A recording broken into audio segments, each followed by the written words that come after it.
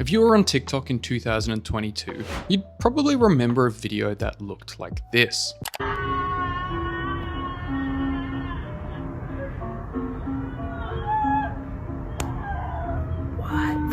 I remember it.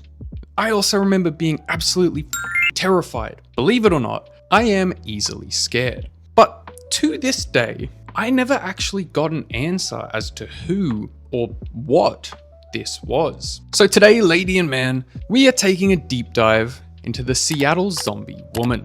And buckle up, because the truth is far weirder than you could ever imagine.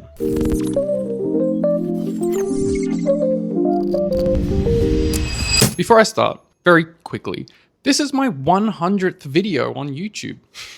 How crazy is that? Thanks for sticking around, guys. On a seemingly normal morning in Seattle in 2021, something happened that still hasn't fully left my mind. A woman appeared on the streets of Capitol Hill, covered in blood, screaming for help. And this wasn't just your usual fent addict on the corner. This was something different, something far more sinister. Her movements were slow and uncoordinated. Her screams were straight out of a horror movie. And her skin was torn to shreds. As you can imagine, the internet being the way that it is, the video of this woman spread like wildfire. And it didn't take long for her to be named the Seattle Zombie Woman. Now don't get it wrong. It wasn't a nickname meant to be cruel. It was sort of the only way people could actually describe what they were seeing. Something about the footage was deeply fucked up. It was truly a disturbing video to watch. What the fuck? She didn't look injured in the typical sense. She looked like a zombie. Her face was bloodied and her hands were twisted. She staggered through the street like she wasn't entirely present in her own body. I remember watching it in 2021 and feeling a sense of terror that I actually never really felt before. It genuinely felt like it was the start of the zombie apocalypse. And that's where the questions began. Was it a horror film being shot guerrilla style? A performance art piece? A mental breakdown? An actual violent attack? No one really knew what was going on. Police were eventually called to the scene and they didn't release much. Yet, there is actual body cam footage of the incident, but we're going to get back to that shortly. At the time, the police only released that the woman had been taken for medical evaluation and that there was no ongoing danger to the public. But the damage had already been done. The footage went viral within hours, hitting platforms like Twitter, TikTok, and Reddit with millions of views. And with that virality came speculation, because the truth was, no one could quite explain what they were seeing.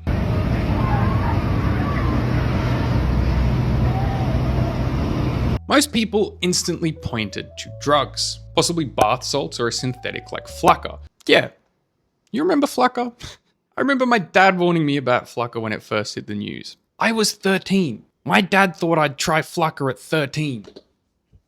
Both of these substances have been linked to extreme psychosis, disassociation, and violent outbursts in the past. These substances can cause overheating, paranoia, hallucinations, and what's often described as superhuman strength. So it's not uncommon for someone under the influence to strip naked, run through the streets, scream, or even harm themselves without feeling the pain. But many viewers argued that this didn't look like a typical drug reaction. I mean, she wasn't flailing and she wasn't aggressive. She kind of just looked lost. And probably the spookiest part, she wasn't responding to anyone around her. So, with all this information, many of them quickly pointed towards a mental health episode. And that theory definitely holds some weight. Severe episodes of psychosis, whether linked to schizophrenia, bipolar disorder, trauma, or PTSD, can result in behavior that appears erratic or frightening to the outside world. Everything in this incident definitely pointed towards some form of breakdown. There were also rumors about it being a known case of someone being scalped, but no one could definitively prove any of these theories. So the questions kept coming. What made this incident feel so off? It was the scream.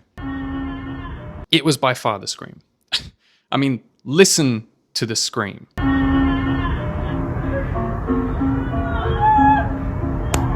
That's daunting. But you know what's more daunting? Not subscribing to Marina Jaros. But you know what's even more daunting? Not following my Instagram. I don't know how to get you guys to follow my Instagram. I have like 400 followers. No one believes me that I'm a YouTuber. Anyway, and then of course came the supernatural theories. Because when something feels this uncanny, our minds start to wonder. Others believed it was a glitch in the simulation. But obviously the most common theory was that she was a zombie.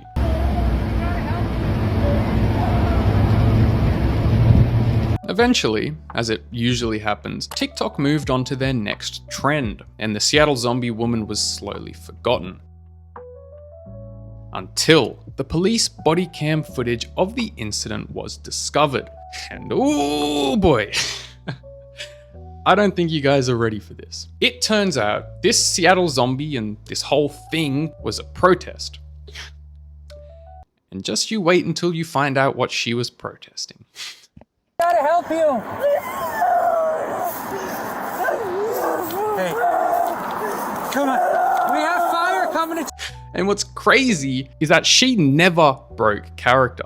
Not even once. Not even when the paramedics came. She literally shit herself as part of her protest. This woman's name was most likely Kimberly. And thanks to a channel by the name of Rebecca MS, we have some pretty strange evidence pointing Kimberly to being a little bit odd.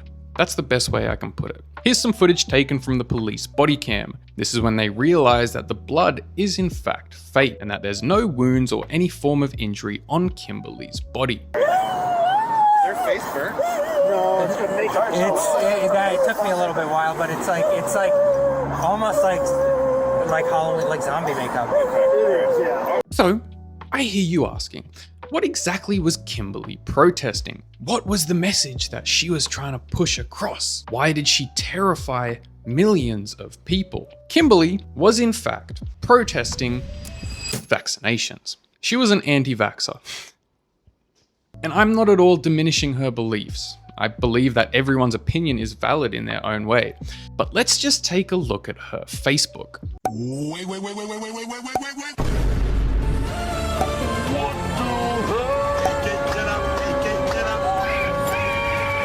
Kimberly's pretty much that one uncle that isn't invited to family events because he started getting a little bit too weird. In case you still don't believe that the Seattle zombie woman was actually Kimberly, the Seattle Police Department ended up releasing their incident report. And even though it doesn't mention her by name, there's a pretty obvious link here at the end. Holy fuck, man. Can you imagine wasting emergency services resources like this? This terrifying video now doesn't seem that scary at all. Just super annoying. Thanks for 100 videos, guys. Like, share, comment, subscribe.